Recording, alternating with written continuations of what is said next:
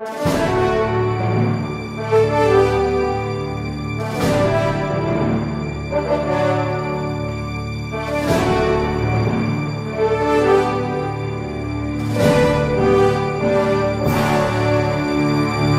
gostaríamos agora, nessa segunda palestra, de explicar de forma mais concreta como é que se dá esta consagração total à Virgem Santíssima.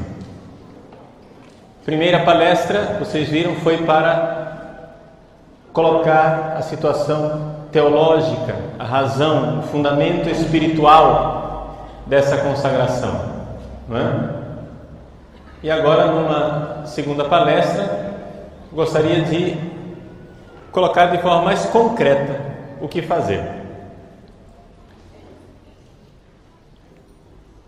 São Luís Maria Grignon de Montfort nos ensina a consagrar-nos à Virgem Maria, a nos entregar nesse coração de mãe, a ver o Filho Jesus ser gerado em nós, no ventre da sua mãe, através de um método bem concreto, muito simples. Esse método de São Luís Maria, ele tem uma parte que é uma preparação externa e uma preparação interna. E como em tudo no mundo, a preparação interna é mais importante do que a externa, não é? Então, para se preparar externamente para a consagração total, ele coloca, está no tratado, uma série de práticas, né? Uma série de coisas que nós podemos e devemos fazer. É muito simples de seguir esta preparação externa imediata. O que é que nós pretendemos fazer? Nós vamos marcar uma data para todos nós nos consagrarmos. Aqueles que já são consagrados vão renovar a consagração.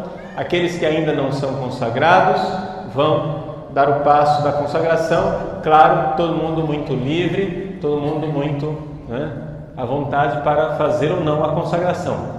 Mas nós vamos marcar uma data, e a data vai ser dia 8 de dezembro, né? 8 de dezembro este ano. Se Deus quiser, vamos fazer uma corrente de consagrações no Brasil inteiro. Então, essa data, ela vale para vocês que estão aqui, mas também para todos os que acompanham pela internet e que pretendem fazer essa consagração. Dia 8 de dezembro desse ano 2011, nós iremos nos consagrar. Não é necessário que todo mundo venha para Cuiabá para fazer isso, né? A consagração, ela vale onde quer que você esteja, mas marcar uma data para nós fazermos isso em sintonia, né? Fazermos juntos. Claro que aqui na Arquidiocese de Cuiabá nós iremos marcar em tempo devido um local, um horário, uma missa em que nós vamos fazer a consagração, e aqueles que desejarem vir são muito bem-vindos. Mas só para dizer que não é necessário, tá? Ou seja, basta a gente fazer isso em sintonia espiritual. Então, nós vamos dar as notícias através da internet, do meu site. Quem não conhece o meu site, né, fica conhecendo e anota aí, é fácil, é padrepauloricardo.org, padre por extenso, né, P-A-D-R-E, Padre Paulo Ricardo, tudo junto, .org. Não tem BR nenhum, é só org. E através do site vocês podem ver as notícias, porque tem aquele mês de preparação anterior. No site nós vamos dando as notícias. Agora começamos a primeira semana, né? E assim a gente vai fazendo a contagem regressiva até chegar no dia 8 de dezembro e fazendo essa preparação externa, essas práticas devocionais de preparação externa. Mas o mais difícil que precisa ser aprendido é a preparação interna. Como em tudo no mundo, o interno é mais importante. O que é mais importante? O corpo ou a alma? A alma. Então, é mais importante a nossa disposição interna. E em que consiste a disposição interna para a consagração total à Virgem Santíssima?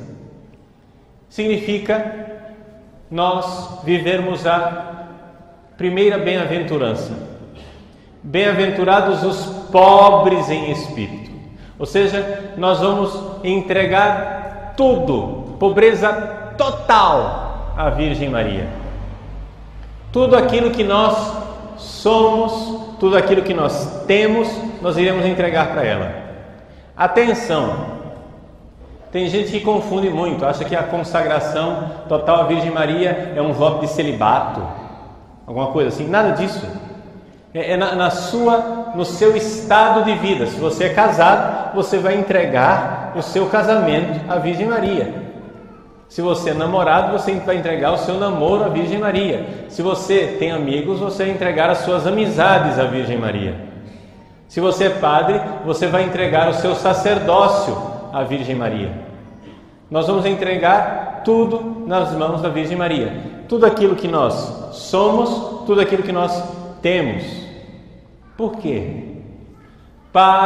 Esse é o método, entregando tudo completamente nas mãos dela, ela, com o seu jeito de mãe, vai modelar, ela, com o seu jeito de mãe, vai fazer, ela, com o seu jeito de mãe, vai dar um jeito, né, da gente cada vez mais ficar semelhante ao seu Filho Jesus.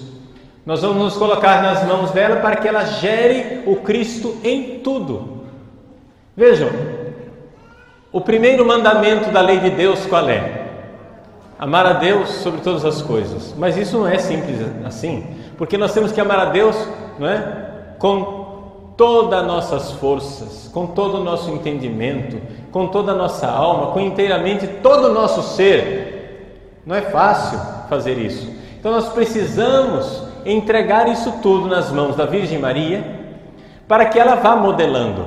Ela é aquele molde, não é? Aquele modelo, ela é o útero no qual nós nos derramamos para que seja modelado Jesus em nós, em todos os aspectos. Então precisamos entregar tudo, você não pode entregar só um pouquinho, entende? Eu vou entregar só 10%, você quer ser feliz só 10%? Não. Veja, Deus quer que nós nos entreguemos todos, completamente a Ele. Por quê? Porque Deus quer que nós sejamos plenamente felizes. Ninguém quer ser feliz 10%, 5%. Não, todo mundo quer ser feliz 100%. E porque nós queremos ser felizes 100%, nós precisamos nos entregar 100% a Deus. Porque Ele sabe o caminho da felicidade, mas é mais fácil fazer isso pelo próprio método que Deus inventou, ou seja, Maria. Ou seja, Jesus é o homem totalmente entregue ao Pai. Ele foi gerado onde? No útero de Maria. A mulher totalmente entregue e o homem totalmente entregue, que você precisa ser gerado na Virgem Santíssima, para que Deus seja tudo em você. Então nós vamos entregar tudo. É essa ideia que está por trás de escravidão. Então a sua vida, ela pode continuar, digamos assim, naquele seu projeto. Se o seu projeto de vida é um projeto de Deus, você não precisa mudar nada. Você não precisa se separar da sua mulher, você não precisa deixar o seu casamento, você não precisa parar de namorar, não é? A não ser que você levasse uma vida pecaminosa, onde você fez do pecado um projeto de vida, aí é claro que você tem que mudar de vida, não é? No pecado tudo isso vamos ter que mudar, até os padres nós vamos ter que mudar, não é isso? Temos que abandonar o pecado, não tem dúvida nenhuma. Mas é importante então colocar tudo nas mãos da Virgem Maria. Então vamos passar um pouco as áreas que nós temos que entregar para a Virgem Maria. Primeiro, os nossos bens materiais. Padre, quer dizer que eu vou ter que dar tudo para a igreja? Não. Você tem que dar tudo para a Virgem Maria.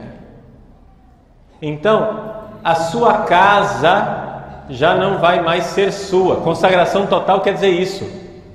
É a casa de Nossa Senhora.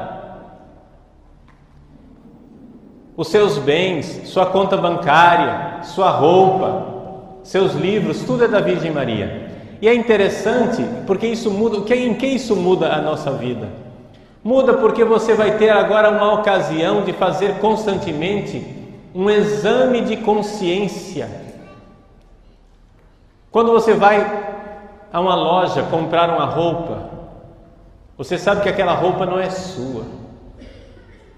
Você sabe que aquela roupa é da Virgem Maria. Como é que ela gostaria desta roupa? Está entendendo a diferença? Como isso muda? A abordagem muda, o jeito da gente pensar a nossa vida. Você vai constantemente ficar fazendo aquele exame de consciência, porque você sabe que não será seu, você é o escravo e você está comprando algo para a sua senhora, para a sua mãe. E como era a Virgem Maria? Se vocês forem a Loreto, na Itália, onde está a casa de Nossa Senhora, os cruzados foram lá na Terra Santa, pegaram as 3 paredes da casa e levaram para a Itália. Só 3 paredes, porque a 4ª parede era uma gruta. A casa foi encaixada. A Maria morava num casebre. Então, aquela pequena gruta com 3 paredes. A gruta não dava para levar para a Itália, né? Mas levaram as 3 paredes para Loreto e a gruta ficou lá em Nazaré. Ora, aquela gruta era o quarto da Virgem Maria. É lá que o Verbo se fez carne.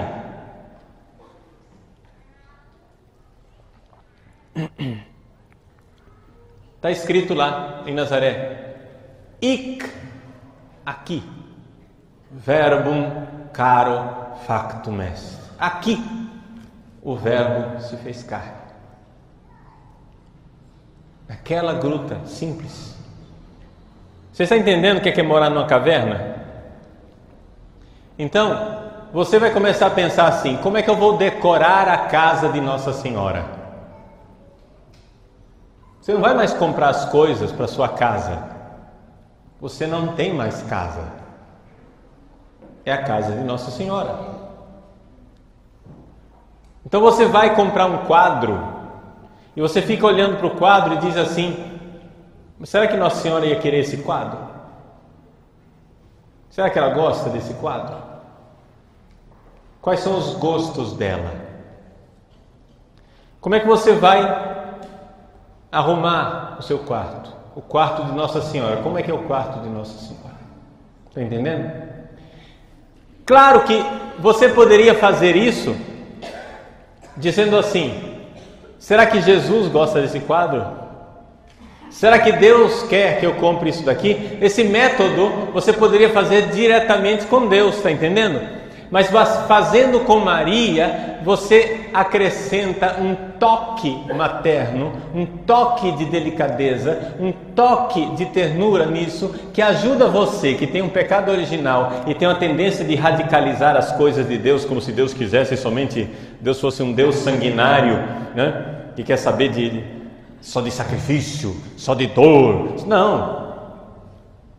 Maria tinha a sua casa.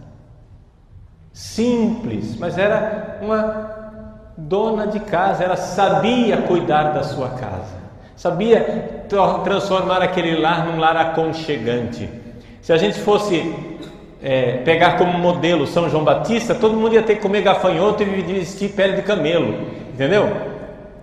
Mas como nós temos Maria como modelo, então fica mais simples você decorar a casa da Virgem. Como é que Nossa Senhora gosta? Eu vou comprar um carro. Como é que vai ser o carro de Nossa Senhora? Está entendendo? Qual é o carro que Nossa Senhora gosta de andar? Entende o negócio? Então, qual é a roupa que Nossa Senhora quer para o seu escravo, para o escravo de Maria? Os protestantes ficam muito escandalizados de nós chamarmos Maria de Nossa Senhora. Por quê? Porque o título de Senhor se deve dar somente a Deus. Só que a gente deve lembrar o seguinte: Jesus nasceu da Virgem Maria e no início da sua vida espiritual, da sua vida nessa terra, no início de seu tempo, ou seja, os 30 anos de sua vida em Nazaré, ele foi submisso a Maria e a José. Quem diz isso é o Evangelho de São Lucas. Era-lhes submisso. Então, se ela era aquela a qual o Senhor do Universo era submisso, eu acho que eu posso chamá-la de Senhora. Está entendendo? Não tem problema nenhum. E não tem problema nenhum de eu ser submisso a ela. A escravidão quer dizer isso. Então, todos os meus bens não são meus. Escravo não tem propriedade própria. Não tem nada dele, é dela. E isso vai fazendo com que a gente molde, com que a gente modele a nossa vida. Entenderam a docilidade? O método? Você vai naquele jeitinho de mãe, ela vai pedindo para você conversões e vai dando passos. Essa é a questão espiritual, o interno, que precisa ser vivido na consagração. Então, quando você tem uma amizade, como é esse amigo de Maria? A amizade não é mais sua. O amigo que você tem, a amiga que você tem, é de Nossa Senhora. Como é que Nossa Senhora quer que eu trate o amigo dela? Como é que Nossa Senhora quer que eu trate a amiga dela? Está entendendo? Se você tem seu esposo, seus filhos não são mais seus. Se você tem a escravidão total, se você tem o método da escravidão total, você precisa entender que você entregou os seus filhos para Nossa Senhora. Você não sabe o alívio que é isso.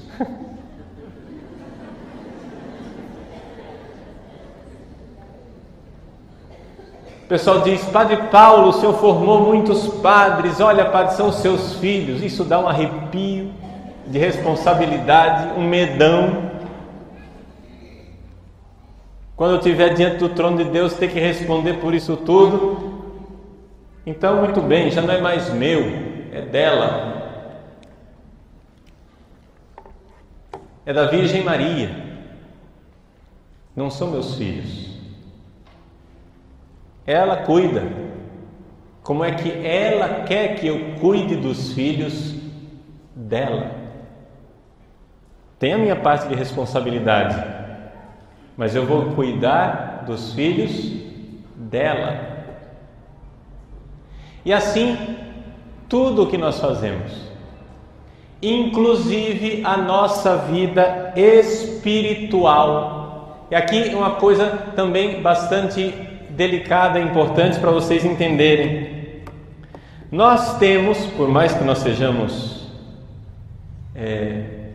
pecadores, nós temos nossos méritos espirituais. Então, o jejum que você faz, a indulgência que você recebe, o sacrifício que você faz, a oração que você faz. Por exemplo, eu vou rezar missa, mas a missa já não é mais minha, é da Virgem Maria. Então, como é que ela se dirige ao seu filho? Eu vou rezar para o Santo Padre Pio de Pietrelcina, mas a oração já não é mais minha. Como é que Maria fala com o Padre Pio? Em que sentido? Claro que é você rezando, você está entendendo? Mas se você vai chegar e pedir para o Padre Pio o quê? Para ganhar na Mega Sena acumulada? Aí você que fez a consagração total, você vai perguntar, espera lá, Maria pediria isso? Entendeu? A oração é dela. O que é que ela pediria? Maria pediria para se livrar de tal cruz, de tal sofrimento? Ou ela pediria para Deus a graça de carregá-la? E assim você vai fazendo o seu exame de consciência, porque a sua vida de oração já não é mais sua, é da Virgem Maria. E os méritos que você acumular já não estão mais à sua disposição. Por exemplo, antes de fazer a consagração à Virgem Maria, eu celebrava a missa. Claro, vejam, atenção, isso é importante aqui também. A consagração à Virgem Maria não altera em nada os deveres que você tem no seu estado de vida. Por exemplo, eu como padre tenho que oferecer missa pelas intenções que vocês pedirem. Isso é o meu dever. Eu vou continuar fazendo, isso não altera. Só que quando eu celebro missa, eu também tenho intenções minhas. Eu também ofereço missa por intenções minhas. Uma vez que você pertence a ela, você chega e diz, a missa é sua. Ela vai oferecer a missa para aquilo que ela quiser. Nós tivemos agora no fim do jubileu do centenário da Arquidiocese, tivemos a bênção papal que foi concedida pelo nosso arcebispo por um decreto da penitenciaria apostólica, e nós recebemos a indulgência plenária. Eu não posso receber a indulgência e dizer assim, eu quero essa indulgência para tal pessoa. Não posso mais, porque é tudo dela. Então eu pego a indulgência e ponho na mão dela e digo, é tudo teu. Ela sabe o que fazer. Você vai chegar e dizer, mas padre, quer dizer que a gente não pode mais rezar por ninguém? Pode. Você pode rezar, você não pode oferecer. Você pode receber a indulgência, colocar na mão dela e dizer, dá uma sugestão para a senhora. Entendeu? É uma sugestão. Lembra do fulano. Entendeu? Mas, atenção, ao colocar tudo na mão dela, ao ter essa pobreza espiritual, que a gente coloca tudo nas mãos dela, ela sabe onde melhor usar isso tudo. Ela é a nossa estrategista, ela é o general. Você sabe o que soldado faz numa guerra? Ele faz o que o general manda e fica quieto. Você quer ser o estrategista, você quer mandar na sua vida, aí o que acontece? Você não faz parte do exército. Se você quer fazer parte do exército, você põe tudo nas mãos dela e ela é que vai fazer. Ela é quem sabe o que é melhor. Está entendendo? Ela é quem sabe. Então, ela é a mãe, confia. Nós devemos assinar a folha em branco e colocar na mão de Deus, mas a gente sempre fica com o pé atrás com Deus, por causa do nosso pecado original. Então, coloca na mão da mãe. Ela sabe o que vai fazer. É melhor. Ela sabe o que é melhor para você. Você não sabe o que é melhor para você. Você não sai no prejuízo. É o contrário. Siga os conselhos dela e a coisa vai funcionar. São Luís Maria Grignion de Montfort coloca um exemplo aqui no tratado, não é? No capítulo 6, quem tem o tratado? Quem tem o tratado publicado pela Vozes, né, é o mesmo, tá? Só que a tradução é diferente, mas é o mesmo livro. Mas quem tem o tratado publicado pela Arca de Maria, na página 129, capítulo 6, São Luís Maria coloca o exemplo de Rebeca e de Jacó para explicar um pouco a questão de Nossa Senhora, não é? Todo mundo conhece a história bíblica de Esaú e Jacó. Inicialmente a gente vê, parece uma trapaça, uma desonestidade, né? Então, só para vocês entenderem a ideia, Esaú seria, dentro dessa parábola, dessa leitura prototípica, Esaú seria a pessoa que vai ser condenada ao inferno. Jacó é a pessoa que vai ser salva. Rebeca é Maria. Por quê? Porque vejam só, dentro desse contexto de Esaú e de Jacó, o que é que está lá em jogo? O que está em jogo é a bênção messiânica, não é? Ou seja, de quem é que vai nascer o Messias? Veja só, Deus fez uma promessa a Abraão. Abraão teve 2 filhos, Isaque e Ismael. Qual dos 2 vai vir o Messias? Isaque. Então é por lá que vai ser a bênção. Isaque teve 2 filhos, Esaú e Jacó. Qual dos 2 vai ter a bênção? O problema é o seguinte, que Esaú nasceu primeiro. E ele que tinha a primogenitura. Mas vejam, a primogenitura aqui não era somente a primogenitura, ele vai receber a herança material do pai. Não é isso. Ele vai receber a bênção, e as bênçãos na Bíblia são sempre profecias. Entende? Quando Isaque pronuncia a bênção sobre Jacó, diz para Jacó que ele é que vai ser, da linhagem dele que virá o Messias. É dali que vem a salvação, é dali que vem a graça. Então vejam, aconteceu que Esaú e Jacó, Esaú desprezou a primogenitura quando vendeu a sua primogenitura por um prato de lentilhas. Entendeu por que Esaú é o exemplo da pessoa que é condenada ao inferno? É a pessoa que despreza a bênção de Deus. Ele desprezou a bênção, ele desprezou a graça e trocou a vida eterna. Ele trocou o céu, ele trocou o paraíso, a vida eterna, o paraíso de Deus, pelo quê? Por um prato de lentilhas. E é isso que a gente faz todas as vezes que nós pecamos. Todas as vezes que nós pecamos, nós trocamos o paraíso por um prato de lentilhas. Você está entendendo? Que é esse mundo. Qual é o prazerzinho que você recebe com o seu pecado? Qual é a alegriazinha que você recebe com o seu pecado? Deus está te oferecendo o paraíso e você vira as costas para o paraíso e troca o paraíso por um prato de lentilhas. Está entendendo a comparação? Está dando para entender a comparação? Então, Esaú, ele era o homem que ia receber a bênção, ele ia receber a graça, ele ia para o céu, ele vira as costas para o céu, ele deixa de olhar para o céu e olha para a terra. Ele é um homem ligado à terra, aos bens materiais, a esse mundo. Ele se volta contra Deus, contra o céu. Ele despreza a primogenitura. Ora, desprezar a primogenitura e trocá-la e vendê-la por um prato de lentilhas, você está entendendo que isso é uma grande ofensa ao pai Isaque? Estão entendendo isso? Isaque simboliza Deus.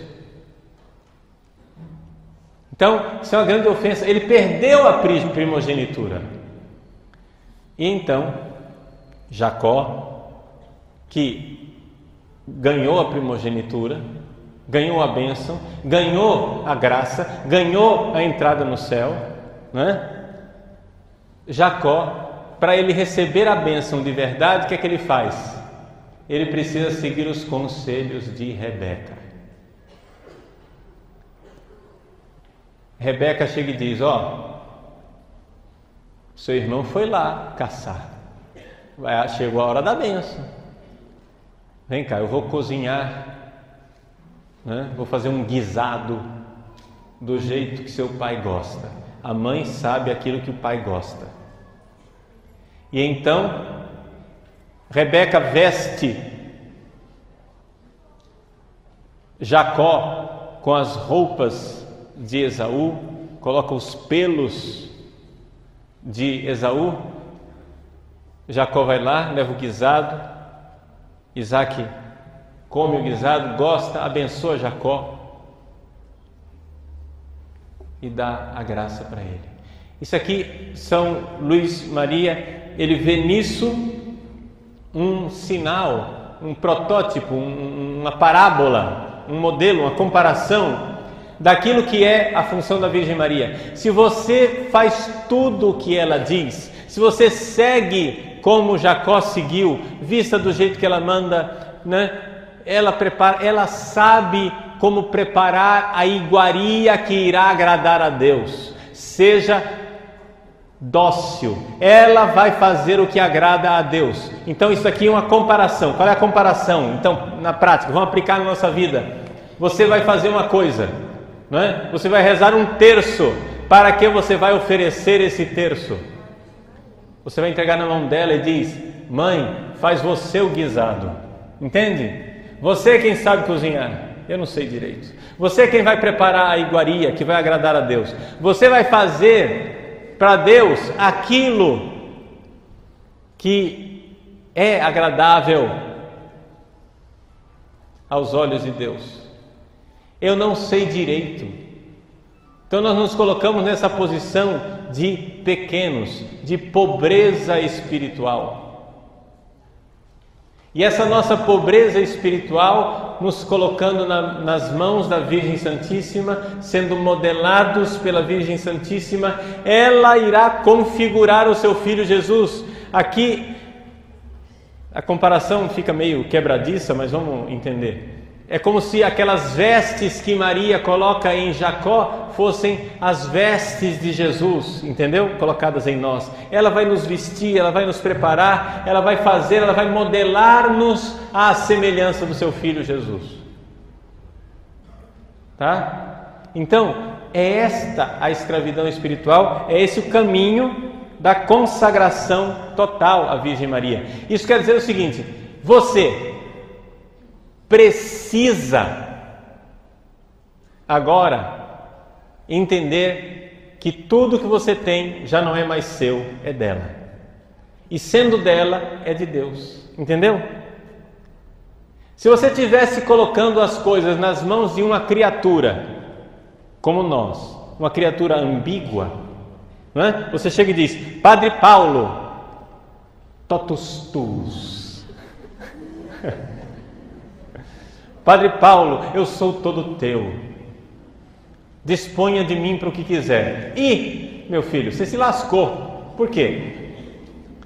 Porque aqui no coração do Padre Paulo existe o coração de um filho de Deus, mas tem também o coração do filho da mãe. Está entendendo? E não o filho da mãe Maria no bom sentido, no mau sentido. Você está entendendo o que eu estou querendo dizer, né? Aqui tem o Filho de Deus, o Filho de Maria, o Filho Santo, o homem novo, o homem espiritual, mas aqui dentro também tem um homem velho, safado, sanguinolento, filha da mãe, entendeu? Está dentro de mim. Então você chega e diz: Padre Paulo, totus tuus. Às vezes dá certo, às vezes não dá. Quando o Padre Paulo tiver como diretor espiritual te aconselhando e dizendo coisas muito boas e maravilhosas, ótimo. Mas e quando eu pisar na bola? E eu piso na bola, acredite nisso, né? Meu confessor sabe que eu piso na bola. Entendeu?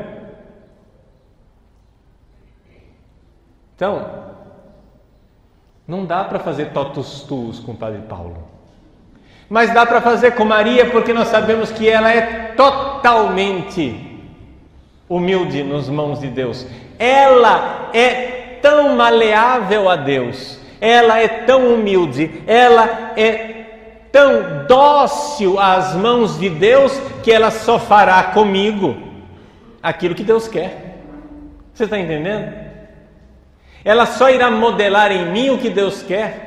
Ela só irá fazer em mim o que Deus quer, porque ela é totalmente serva, ela é totalmente dócil. E por que é que eu preciso dela? Por que é que eu não posso ir direto para Deus, Padre Paulo? Larga de ser orgulhoso, criatura.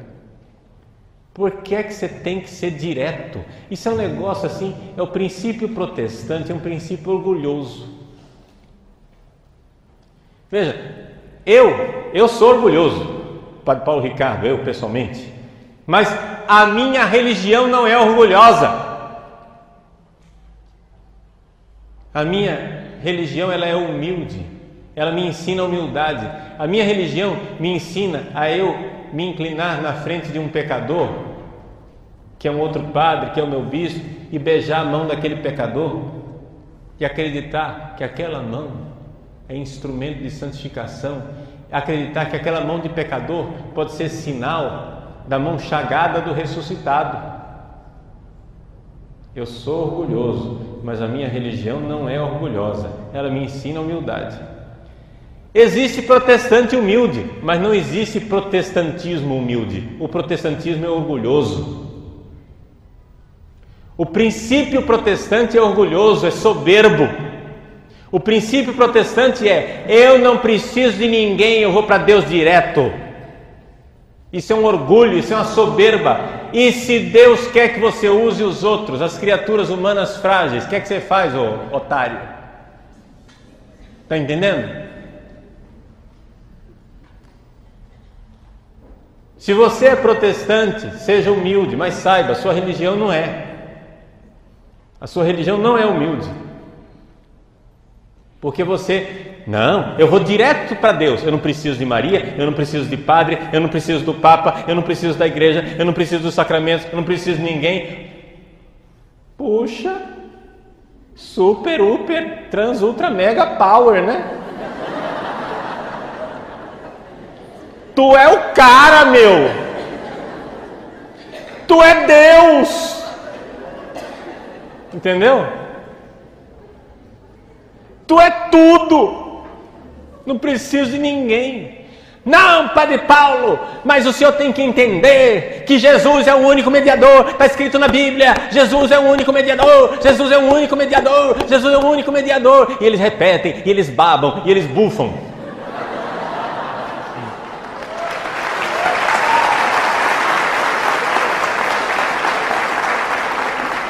Jesus é o único mediador, meu filho. Mas você já ouviu falar do corpo de Cristo? O único mediador é a igreja. O corpo de Cristo é a igreja, ele é o único mediador. É o Cristo, mas é o Cristo total. Não é só a cabeça. O único mediador é cabeça e membros. O único mediador é Jesus inteiro, a igreja, cabeça e membros. E por isso, quando um santo intercede, é o único Cristo quem está rezando. Ah, que bobagem é essa? Imagina se um pecador vai ser o Cristo. Mas, meu irmão, você não lê a Bíblia? Olha São Paulo. São Paulo estava colocando um bando de mulher e de homem miserável e pecador na prisão. Deus derrubou ele no chão com um raio de luz, chegou e disse: para com isso, sem vergonha, porque você está me perseguindo. Quem que eu sei que eu estou perseguindo? Eu sou Jesus.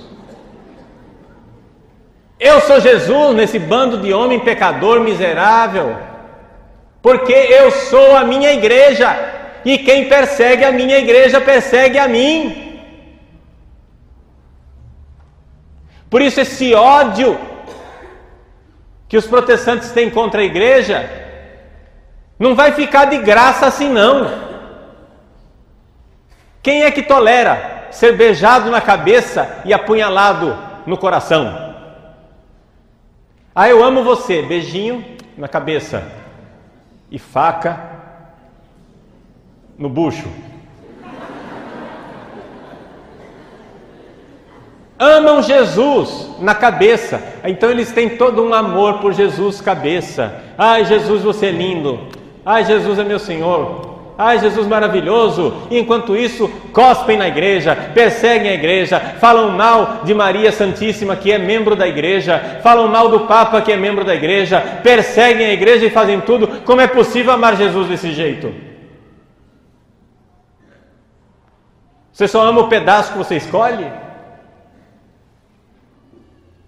Cadê o cristianismo bíblico que vocês pregam? Meus irmãos, a Virgem Maria,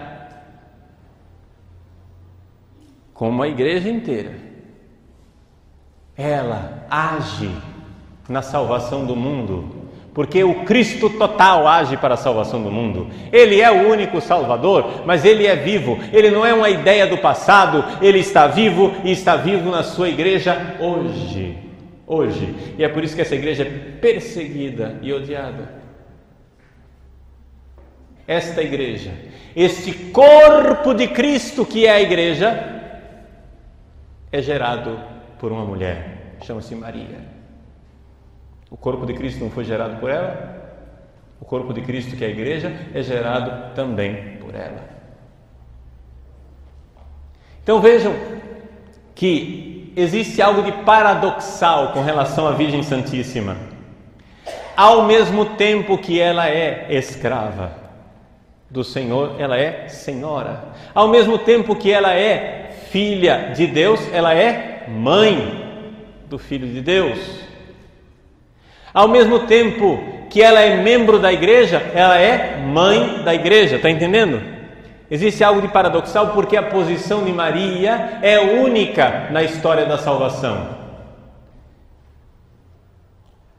Os privilégios de Maria não foram dados por Padre Paulo ou por você, foram dados por Deus porque Ele escolheu, Ele elegeu, Ele quis.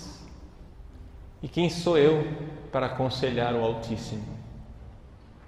Então, vejam, ela, humilde, servidora, dócil, totalmente, o barro completamente dócil nas mãos do oleiro, ela é usada como instrumento por Deus para nós, homens e mulheres marcados com o pecado original. Ela não é marcada com o pecado original, mas nós somos.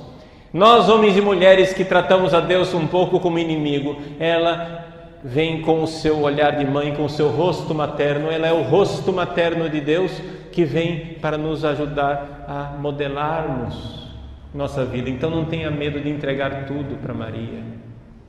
Aquele terço que você fez. Padre, então eu não posso mais fazer oração de intercessão? Pode. Você pode fazer oração de intercessão. O que você não vai poder mais é oferecer o mérito. Está entendendo? Dá para entender a diferença? Olha só, eu vou e digo assim: Jesus, esse terço, os méritos desse terço, o que eu mereci. Desculpa, a comparação é odiosa, mas eu vou fazer uma comparação aqui. Você está trabalhando, trabalhou, não tem aquilo que é o pagamento do seu salário? Muito bem, o pagamento do salário pertence à Virgem. Tudo de bom que você faz, o mérito, o pagamento, pertence a ela agora. É pobreza espiritual. Você entregou tudo. Agora, além disso, você pode pedir, você pode interceder, você pode sugerir, você pode dizer: mãe, lembra do fulano, lembra do ciclano, lembra do beltrano. Você pode interceder, só que a sua propriedade já não é sua. Dá para entender a diferença? Tá? Ou seja, a sua conta bancária já não é sua. Isso quer dizer o seguinte: você não dispõe mais das coisas. Então, vamos supor, esse tratado é meu, o que é que a Virgem quer que eu faça com esse tratado? Aí eu encontro um fulano na rua e diz: olha, Nossa Senhora está pedindo que eu entregue isso para você. Pronto. Entendeu? Tudo é dela. Ela é quem vai dizer o que é que eu devo fazer. Pobreza total. E sendo pobres totalmente, entregando tudo nas mãos dela, nós então nos modelamos conforme o coração de Cristo. Vejam que no final, Cristo será tudo em todos. A espiritualidade mariana, ela é profundamente cristocêntrica. Cristo está no centro de tudo, porque Ele é a razão de tudo. Nós nos entregamos a ela para que ela gere o Cristo em nós, né? Nós nos entregamos a ela para que ela gere o Cristo em nós. Então, não sei se deu para entender que existem para o caminho da consagração, tem duas coisas: as práticas exteriores e a realidade interior. As práticas exteriores a gente vai acompanhando no site. Nós vamos, quando estiver faltando, a primeira coisa que você tem que fazer é ler o tratado, tá bom? Então, vocês têm até o mês de novembro para ler esse tratado, né? Estudar bem, ler as coisas, ver como é que são as coisas, meditar, degustar, até novembro.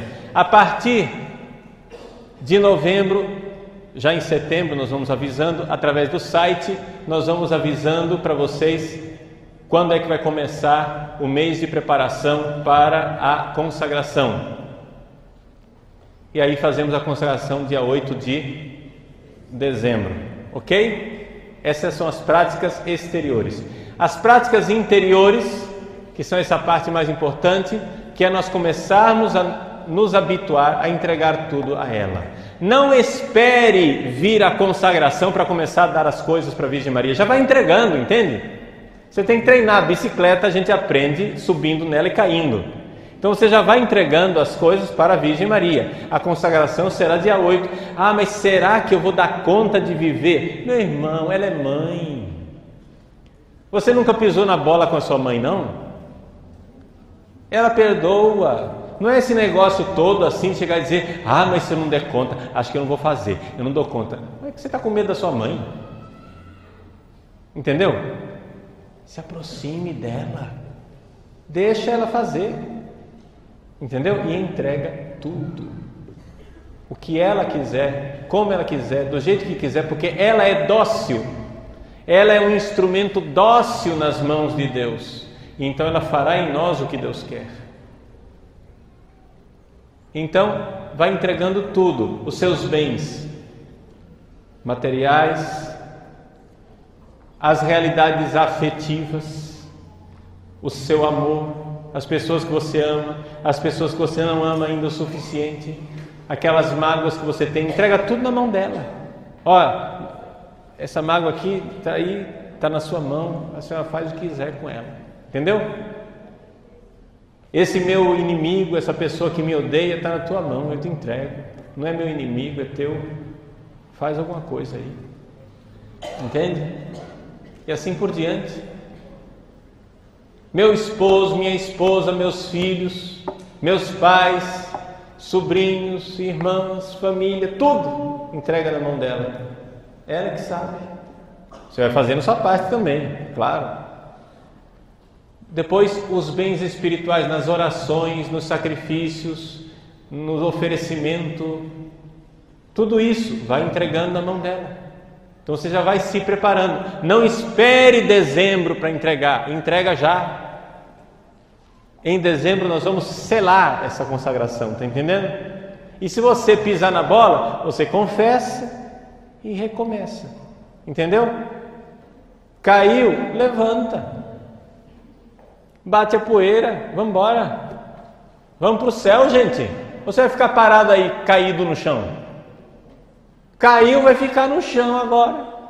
Não, nós nascemos para o céu. Nós nascemos para Deus. Vamos embora.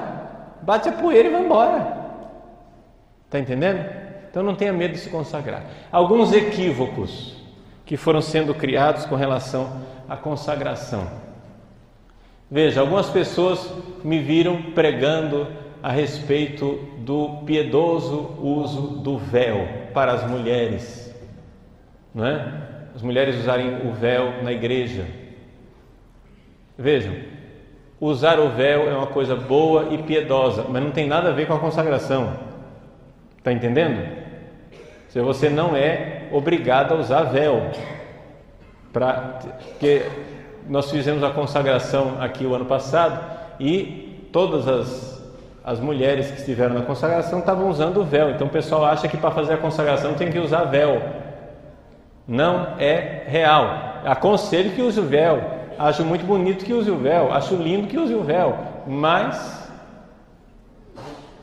como é essa história de usar véu? Bom, no meu site, né, e no site do Cor Maria, vocês têm lá uma palestra sobre piedoso uso do véu. Digita lá na internet, piedoso uso do véu, Padre Paulo Ricardo, vai aparecer e lá está toda a explicação por que é que se usa véu. Por enquanto, né, a palestra aqui é curta, eu não posso fazer todas as explicações, tá? Não tem nada a ver com usar saia sempre. Eu aconselho que use sempre saia, claro. Quer ver? Homens, somente os homens.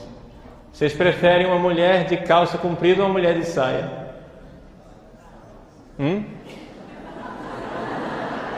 Uma mulher fica mais bonita e elegante de calça comprida ou de saia? Senhores homens, eu não ouvi direito. De calça comprida ou de saia? Tá vendo? E nem eu, não estamos expulsando o demônio, não é saia, não é isso não. É só... Eu sei que não é prático, mas quem disse que é prático ser mulher? Tudo aquilo que é bom e precioso é trabalhoso. As mulheres são preciosas, dá trabalho ser mulher, você acha que é fácil? Né? Tá?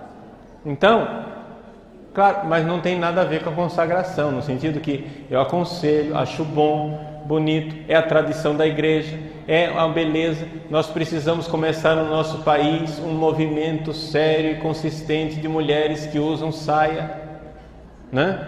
Precisamos, porque nós estamos com essa mentalidade revolucionária do homem igual a mulher, mulher igual ao homem, os caras tudo com um bando de homem cheio de creminho no armário para passar na pele, para pôr no cabelinho, com tudo vestido de roupinha, de brinquinho, de gargantilha, de não sei o que, etc e tal. Mas para com isso, meu filho, seja homem, pelo amor de Deus.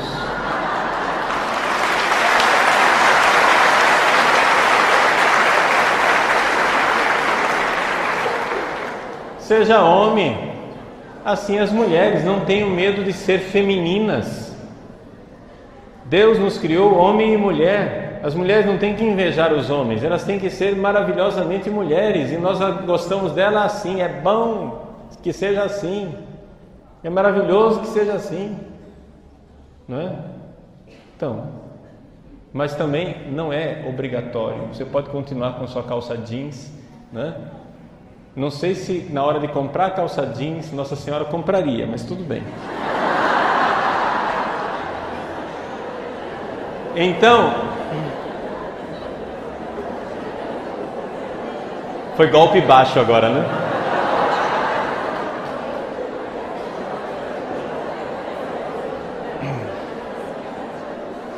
Então vejam só.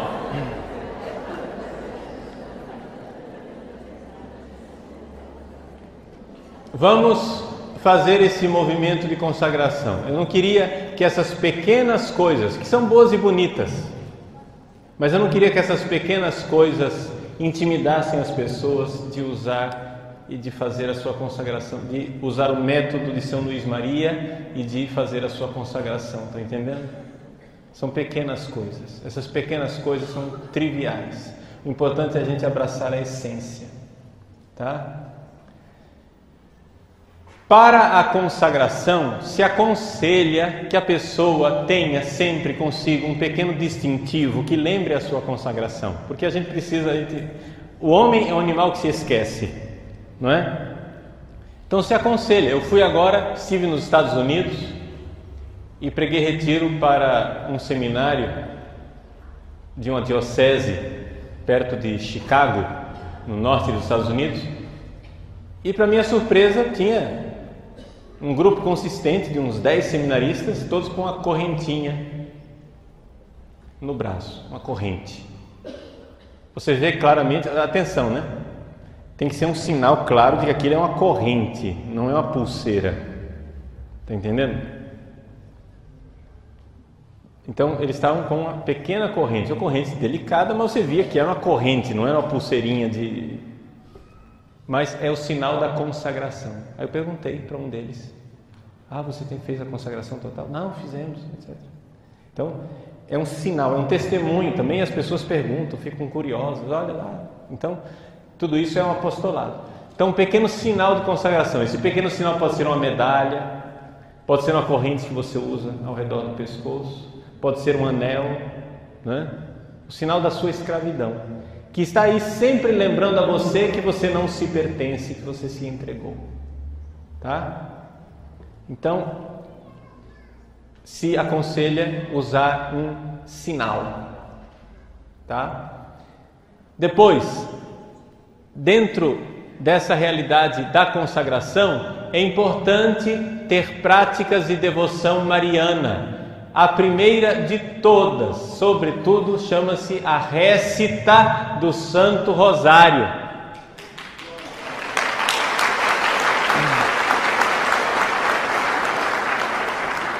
Vejam, meus queridos, quando o Rosário foi revelado a São Domingos de Gusmão, ele foi revelado como uma arma espiritual no combate dos hereges. São Domingos de Gusmão estava já perdendo as forças, fazendo penitências, fazendo pregações na França contra os cátaros, hereges, e ele vendo a igreja se perder, a igreja sendo destruída pelos hereges, Nosso Senhor revelou a ele o saltério mariano. Não é saltério, que os 150 salmos, né? Agora João Paulo II aumentou, virou 200, mas são as 150 Ave-Marias, as 200 Ave-Marias do Rosário. Essa é a prática mariana principal, que tem como finalidade o quê?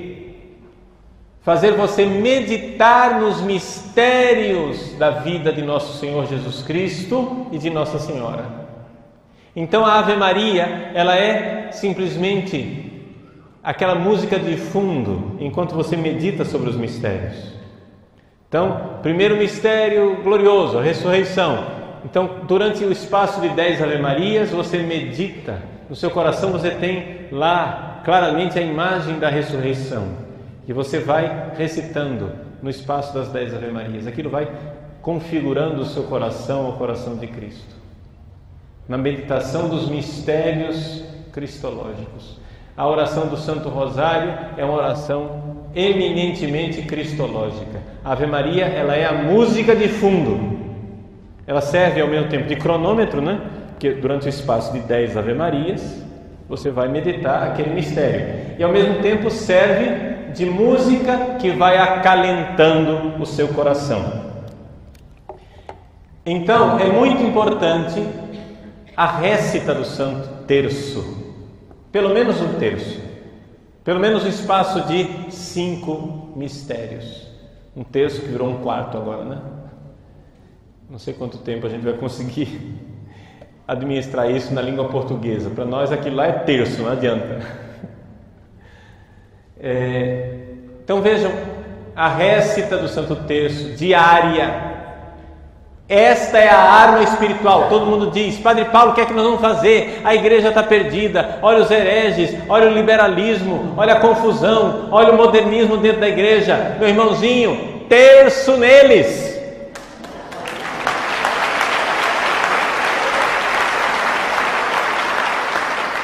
É a nossa arma, é a arma que Deus revelou a São Domingos de Gusmão no combate dos hereges.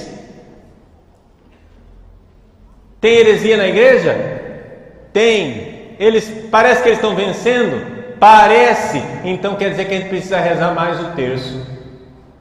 Foi o que Nossa Senhora falou nas suas aparições. Todas as aparições marianas insistem no Santo Terço, no terço diário. Mas será possível? Quantas vezes Nossa Senhora vai precisar insistir para a gente entender? Depois, essa entrega nas mãos da Virgem Maria, como ela ensinou em Fátima, a entrega do nosso sacrifício reparador, o nosso sacrifício para consolar o coração de Jesus, pela conversão dos pecadores, colocamos tudo isso no coração dela, ela usa. Gente, a consagração total é uma forma de nós colocarmos um arsenal nas mãos da Virgem Maria.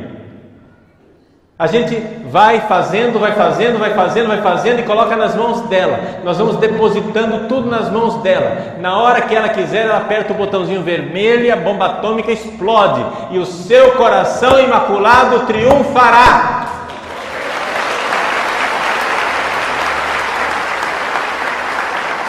mas triunfa sempre do jeito de Deus. E o jeito de Deus é o jeito claramente de Deus.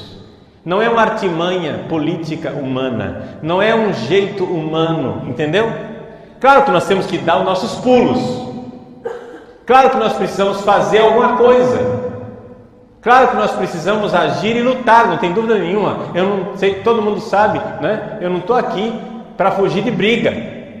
Vamos brigar. Só que saiba o seguinte: nós lutamos, mas não somos nós quem iremos vencer. É Deus quem vai triunfar, porque Ele já triunfou no coração de Maria. O triunfo de Deus no coração de Maria irá se alargar no coração de todos. Esse é o triunfo de Maria. Então, a forma de nós apressarmos o triunfo do seu coração imaculado é fazer com que, pela santa escravidão, o nosso coração seja um coração no qual Deus triunfou, no qual Deus já reina. O reino de Deus é um reinado bem específico no meu coração. Então, esse método é extraordinário, porque ele vai apressando o reino de Deus. Vai apressando o reino de Deus. Deus sabe o nosso fraco, né? A nossa fraqueza. E vejam, gente, como a grandeza de Deus. O diabo é esperto, mas Deus é sábio. Entendeu? O diabo ele só é sabido, mas Deus é sábio. E Deus